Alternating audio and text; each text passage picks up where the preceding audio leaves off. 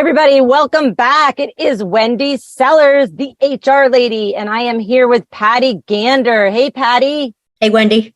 I was going to call you the best lady. Yeah, my logo. My logo shirt on today, so I must be. Well, this is audio only, so they can't see that. But your company is Business Essential Skills Training, and you have a main focus on the manufacturing industry, correct? That's correct. Yeah. Although I've done training and education in other industries, my primary focus really is in the manufacturing industry. That's my sweet spot. It's my heart. I love manufacturing, so I love doing things for manufacturing companies. So let's just say I have a manufacturing company, which I do. I have some clients that are manufacturing. I know you and I have actually worked in similar clients and the same clients together.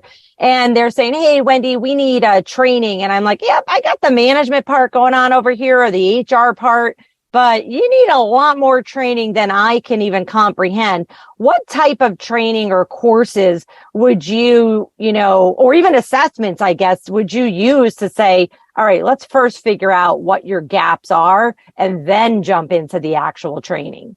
Yeah, so normally I would start with doing an organizational assessment and identifying what specific gaps they have.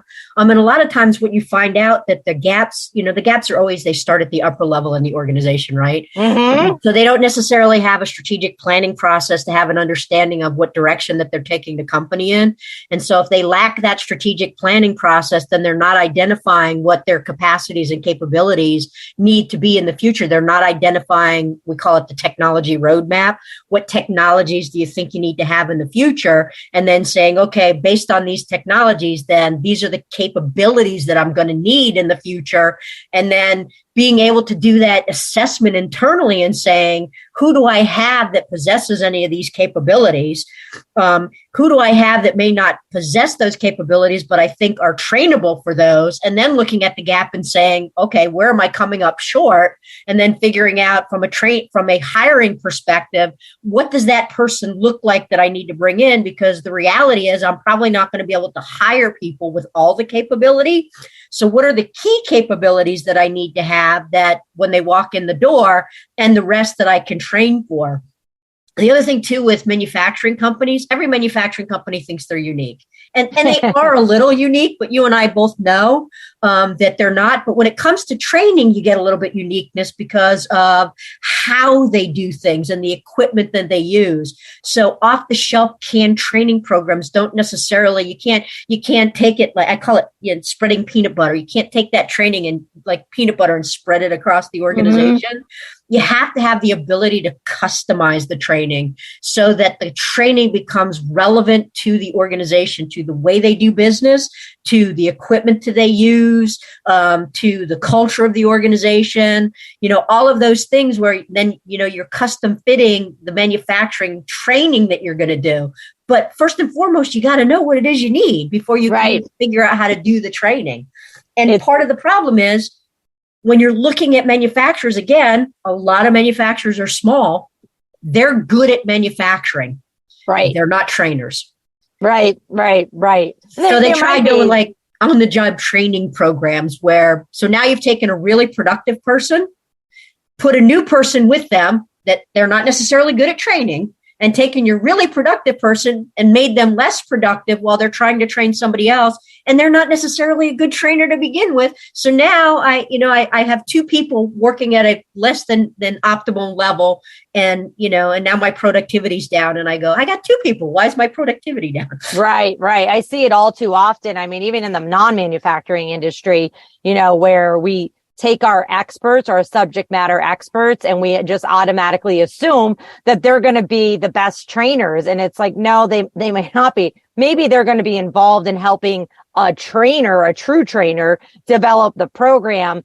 Maybe they're going to be somebody that we shadow, but there needs to be a coach, a mentor, or an actual true trainer there. And that's where someone like you comes in, someone, like myself comes in. And then, of course, the company that is hosting this podcast, which is Aurora Training, where you don't have to hire a me or hire a you, even though we would love for you to do that.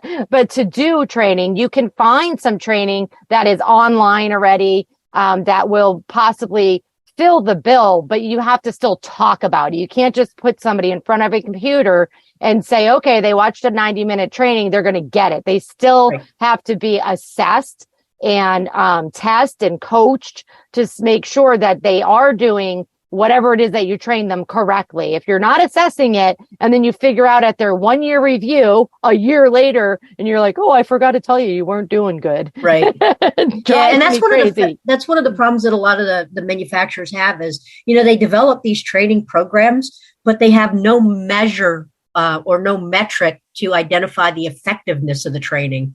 So it's like, they run these training programs, they have somebody tell people how to do things, then they put them out into the manufacturing environment and they're finding they're not, their productivity is not great. They're creating quality issues and they go, well, I trained you. Well, what I think you got out of it can be very different than what you actually got out of it. Right. So not having that measure of effectiveness and understanding. And also if you're not, we both know you get a bunch of people in a room that you're training, you have to be able to speak to those different types of people in a way that they understand.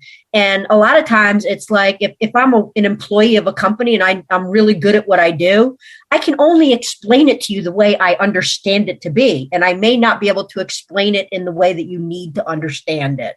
Yeah. So that's one of the fallacies too.